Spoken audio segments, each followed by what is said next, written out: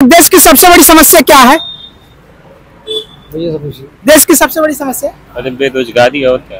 देश की सबसे बड़ी समस्या? देश की सबसे बड़ी समस्या है बेरोजगारी और महंगाई। क्या नाम है आपका? मेरा नाम है गोलू यादव। चलिए बहुत बहुत धन्यवाद भैया। देश की सबसे बड़ी समस्या? बेरोजगारी। देश की सबसे बड़ी समस्या? देश की सबसे बड़ी समस्या? बेरोजगारी। बहुत बहुत धन्यवाद। और भी लोग हैं दोस्तों, टाइम नहीं है यहाँ। भैया देश की सबसे बड़ी समस्या? भाई से पूछिए। चलिए बहुत बहुत धन्यवाद भैया। देश की सबसे बड़ी समस्या? बेरोजगारी भैया। बेरोजगारी जी क्या नाम है भैया आपका? नदीम अहमद। बहुत बहुत धन्यवाद भैया। देश की सबसे बड़ी समस्या? बेरोजगारी। दीदी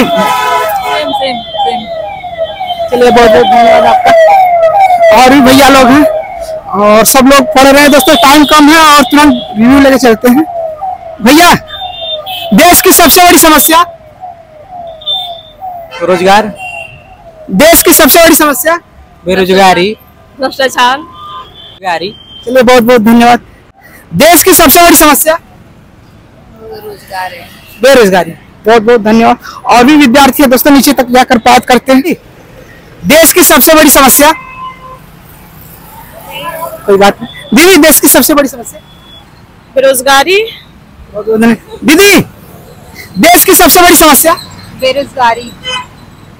दीदी देश की सबसे बड़ी समस्या? बेरोजगारी। और भी देश की सबसे बड़ी समस्या भैया? अपने धर्म को न मानना। और भी लोग हैं दोस्तों और बात करते हैं, टाइम कम है दोस्तों और निकलना हमको अपने घर। यहाँ भैया क्या कर रहे हैं भैया? देश की सबसे बड़ी समस्या? जी बेरोजगारी है भाई। अच्छा, इसे कैसे खत्म किया जा सकता है? इसका यही एक जरिया है एजुकेशन सिस्टम। Education system. जी अगर हम पढ़े लिखे लीडरों को चुनेंगे तो हमारी देश ज़्यादा डेवलप करेगा। और ऐसे जिस तरीके से आज का माहौल चल रहा है, आज की सोसाइटी में जिस तरीके से हमारे बीच नेताएं आ रहे हैं और धर्म की बातें कर रहे हैं, तो उस तरीके से देखा जाए तो हमारी देश कभी आगे नहीं बढ़ सकती है। चलिए बहुत बहुत धन्यवाद भैया आपका। देश की सबसे बड़ी समस्या क्या है? बेरोजगारी है। और भी लोगों से पूछ, क्या नाम है आपका? पांडे। भैया इस देश की सबसे बड़ी समस्या क्या है? बेरोजगारी। यूट्यूब चैनल भैया ये हम नहीं बोलेंगे। क्या है भैया? बेरोजगारी और क्या भाई? आपका हाथ पैर सलामत है? एक मिनट रुको, एक मिनट रुको। अच्छा देख भाई सुनो एक मिनट यार। अच्छा हम ही से क्लोज है, इससे नहीं लो यार। तो ये मतलब क्यों बता सकते हैं, कैसे प्रूफ कीजिए?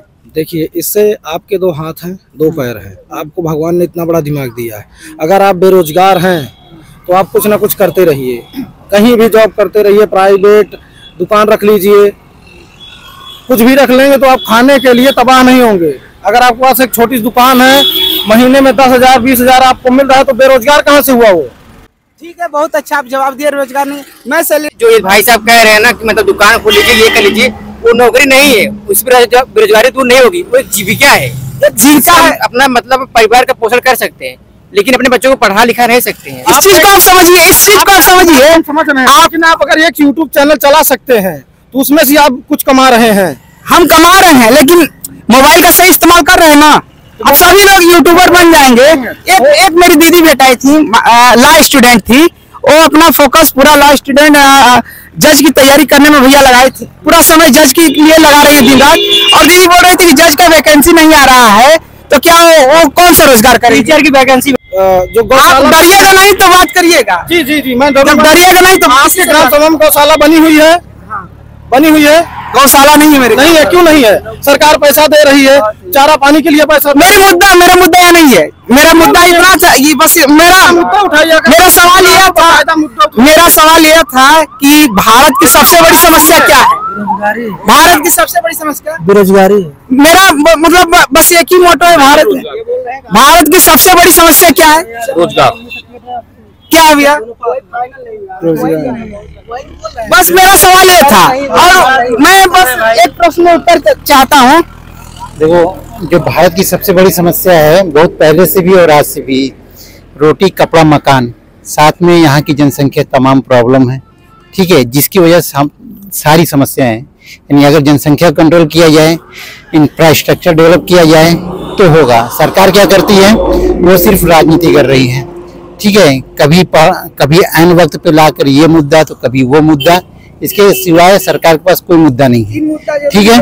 पढ़ाई लिखाई सब हो गया चौपट, बच्चों से लेकर इनकी मैनेजमेंट, हर व्यवस्था जो पढ़ाई के लिए इन्होंने जो भी प्लान किए हैं सब बेकार कर दिए हैं, ठीक है।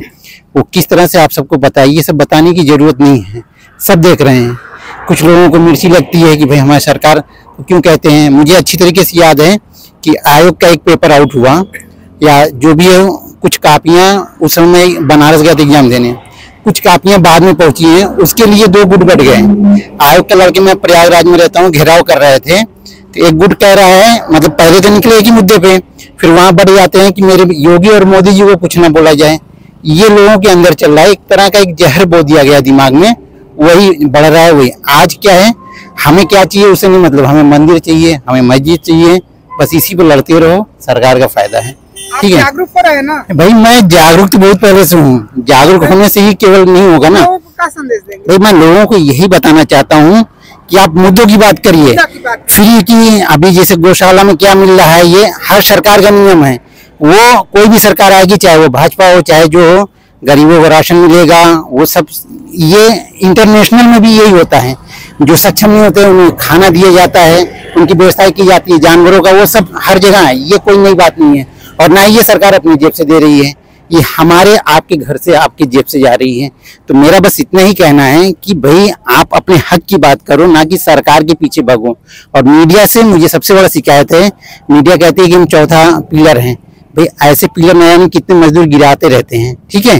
तो ऐसा पिलर बनिए जो सच पूछे, सरकार से पूछे। आप हमसे पूछेंगे, मुद्दे की बात करिए, आप खुद नहीं पूछते हैं, ठीक है।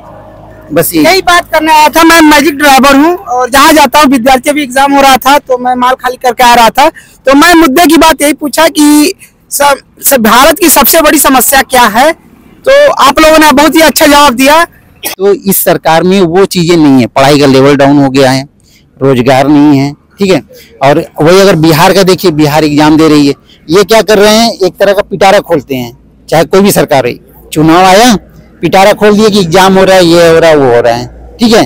और अभी जैसे पुलिस की भर्ती है, मुझे अच्छी तरीके से याद है कि अभी जो पिछले 1 साल 2 साल से फॉर्म पड़े हुए हैं, उसके डेट को एक्सटेंड कर दिए, पुलिस का डेट का मौका भी नहीं दिए, और 50 लाख के आसपास के फॉर्म पड़े हैं। वो एग्जाम अगर ये करा लेते हैं, 1 महीने का भी कम आप वक्त दिए हैं, तो कैसे होगा। और पिछले कई साल से जो ओवर एज हुए या आपने जो एज दिया है, कुछ तो गए भी बाहर तो हो गए ना, उसका क्या होगा, उनका क्या होगा। आप अगर थोड़ी थोड़ी वैकेंसी निकालते, लगातार निकालते, लोग पढ़ाई लिखाई में लगे रहते हैं, लेकिन आपके पास ऐसा कोई प्लान ही नहीं है। बस चुनाव आया, इधर ये आपको दिखाना है, बिहार से डर लग गया, बिहार ने धड़ाधड़ भर्तियां दी हैं, आप डर गए, हमें लेना है। भाई आपने एक पुलिस का बहुत बड़ा वैकेंसी दे दिया है, और वो आगे कैसे होगा वो तो आने वाले दिनों में आपको पता ही चलेगा, ठीक है। बहुत बहुत धन्यवाद। क्या नाम है आपका? सिद्धांत सोनकर। चलिए आप लोग का बहुत बहुत धन्यवाद। अभी चलते हैं दोस्तों, और रही बात, आप लोग से बात करके बहुत अच्छा लगा भैया। मेरे साथ अंकल जी है, क्या नाम है सर आपका? राकेश मिश्रा। राकेश मिश्रा सर से बात करके बहुत अच्छा लगा। और अभी मैं कहाँ हूँ, कौन सी जगह है? ये Harihar Singh inter college, public inter college है। आरओ का परीक्षा चल रही है। यहाँ जो आरओ की एग्जाम है, इसमें कुल कितनी सीट है? इसमें 431 सीटें हैं। विद्यार्थी कितने हैं? 13 लाख। 13 लाख कर सकते हैं। और कितनी बड़ी बेरोजगारी है, और बाकी विद्यार्थी किस क्षेत्र में जाएंगे, क्या बनेंगे, मतलब कि हमको खुद नहीं आइडिया है क्या बनेंगे क्या नहीं बनेंगे, लेकिन और सब 413 के बाद सभी विद्यार्थी फिर भटकेंगे। 13 लाख में वही जो वंश मात्र होंगे, जिसको हम अंश कहते हैं, धूल, उतना चैन पाएंगे, बाकी रोड पे फिर टहलेंगे। तो आप लोग जागरूक होइए और मुद्दे की बात कीजिए। अगर आपके आसपास जितने भी नेता आते हैं, आपसे वोट मांगते हैं, तो उनसे बोलिए शिक्षा, रोजगार, हॉस्पिटल पे हम वोट देंगे, ना